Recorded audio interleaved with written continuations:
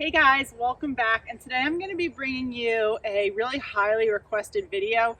We get this kind of question a lot, unfortunately, and that is, what can my pitcher do to still practice while dealing with an injury? Various different kinds of injuries. Now, obviously, before you do anything in this video, you want to talk to your doctor, physical therapist, whoever you're working with, and make sure that the things you're going to try are okay. So I'm going to be kind of taking a look at upper body injuries and lower body injuries and just go over some things that you can do to kind of continue working on your skills and staying sharp despite the fact that you can't really full pitch or pitch in a game because of your injury. So the first thing we're going to look at, let's pretend that you were rounding first, stealing second, and you slid, you hurt your ankle, maybe you tore something in your knee, you have a lower body injury. Okay, so let's say that I'm a pitcher, regardless of which leg or where your lower body injury is, my answer to what you can work on in this time is the same, and that is whip, whip, whip. And honestly, like, even if you don't have an injury, these drills that I'm going to show you are fantastic to do because, like I've said thousands of times before, you can never work on your whip enough. I have my advanced pitchers who aren't injured do a lot of these drills just to make sure that their whip is always looking good. But if you do happen to have a lower body injury where you obviously can't push off the rubber, you can't drive through, you just can't use your legs, this is a great time to solidify whip. And a lot of things that I like to do actually are down on one knee. Let's say you have an injury to your back leg. So your drive through leg, if you're a righty, your push off leg, if you're a lefty. I'm gonna obviously demonstrate everything as a righty. And I made this little blanket pillow thing to kneel on because I hate kneeling on turf, okay? So I'm gonna put that blanket down. Let's say I have an injury to that back foot, okay? And I just wanna take the pressure off of it. I'm gonna just kneel down, and you can do any kind of whip drill. One that I really like to start with is grabbing plyo balls and just doing, very simple weighted ball rolls. So getting into your power K position, pulling down from that elbow, focusing on good wrist and finger action. So once that elbow gets to the hip, that's when we're gonna start that snap. And then the hand relaxes and turns over, and you're just gonna try to roll that ball straight down the power line. Now you might look at that and be like, wow, this is the most ridiculous drill ever. What could this possibly be working on? It's actually working on a lot of great things. It's working on your elbow lead, keeping your palm up, getting that elbow to your hip. It's working on correct movement for your wrist and fingers for the snap. And then it's also working on making sure that your pitcher is in a very relaxed, natural way, firing that hand down and out as opposed to lifting. A lot of pitchers, especially pitchers who are learning whip for the first time, like to lift. They lift from the shoulder, they push their palm up, and this is a really great drill for making sure that that does not happen, because if you try to lift, that ball's not gonna roll on the ground. So this is a really great drill to work on just how that arm unravels and how that arm works coming down the back side of the arm circle through the release. So again, even if your injury is to the front leg, you can kind of just relax that front leg really nice and easily. Try to keep your weight more on the back leg and just roll that ball. Pull down from that elbow, snap, and roll that ball. One of my absolute favorite drills to do for whip. But again, like I said, you can really do any whip drill. You can just practice snapping and firing into a net from this position. You can even add self snaps to it. So if you hold your glove right here, palm up, elbow down, snap as hard as you can into that glove, take it out, whip into the net. Right from this kneeling position where you do not have to use that lower body at all. Now, if you happen to have an injury to your front leg and you want to keep the weight off of it, if it's okay to stand on your drive leg, you can also grab a chair, a stool, a softball bucket. That's probably a lot better. Don't use a chair. Grab like a bucket, a softball bucket, and you can go ahead and just gently relax that front leg on it. So again, taking the weight off that leg, and you can do the same thing. You can work on self snaps, any kind of arm circle or loose whip drill. You can work on upper and lower body separation. Okay, so keeping your hips forward and work on opening and coming back, opening and coming back, really feeling the shoulders opening and the hips staying forward, which is what we want to see in Power K.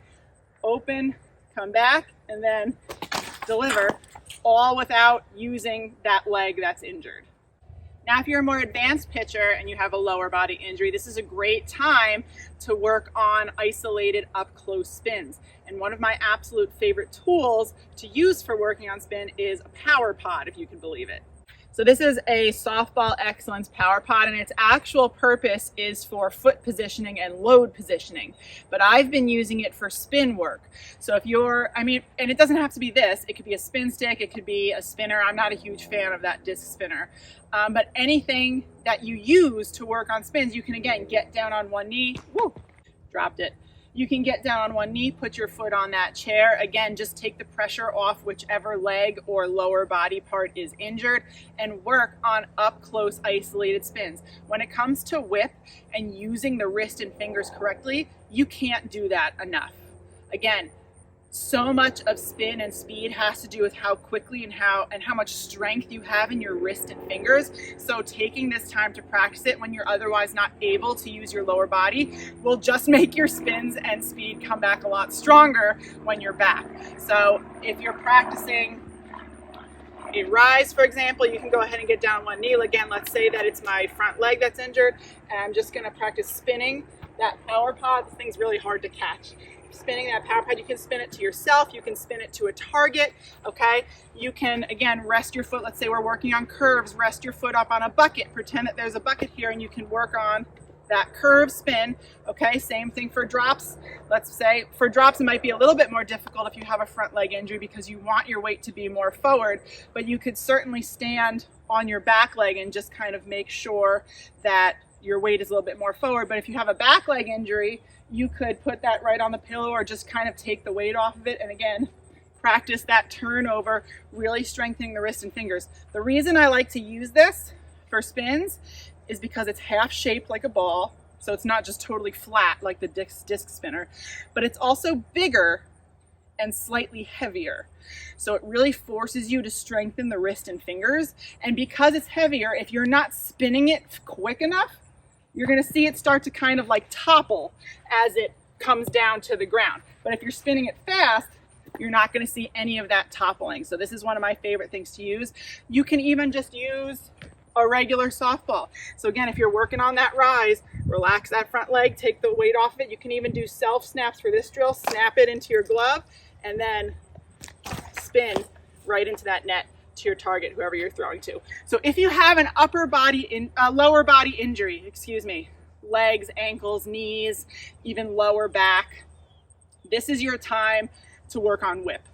Whip, wrist and fingers, snap, movement pitches. Now, nobody ever wants to have this happen, but let's say you've hurt your pitching arm. You slid, you hurt your shoulder. Maybe you just kind of threw too many innings, you got a fatigue injury, maybe you were batting and something happened to your wrist. You can't use your pitching arm, it's in a sling, okay? Can't use my upper body. I'm obviously not gonna be able to deliver a pitch. So that really takes away your ability to work on whip and snap, because you can't use your throwing arm. This is the time for you to work on the lower half of your body. Explosiveness off the rubber, proper drive through toe and knee positioning. And some of my favorite tools to use for those things are a drag box or the Queen of the Hill for explosiveness, or even a small, these are those agility hurdles that you can encourage your pitcher's stride leg to kind of go up and over it and then pull it through with the drive through, okay? So again, my arm's in a sling, can't use it. I'm gonna grab my drag box and I'm gonna really just practice a nice reach and freeze. So I'm working on getting out as far as I can without hearing anything touch that drag box. I'm working on being explosive with my hips. I'm working on getting to a nice square reach position, and I'm working on keeping my drive through toe and knee forward. This is especially helpful for pitchers who have things like leaping or crow hopping, drive through foot collapse when they're driving through. You can even do the full motion, okay? Get that drive through all the way through to the front foot and really push yourself to get as far off that rubber as you can.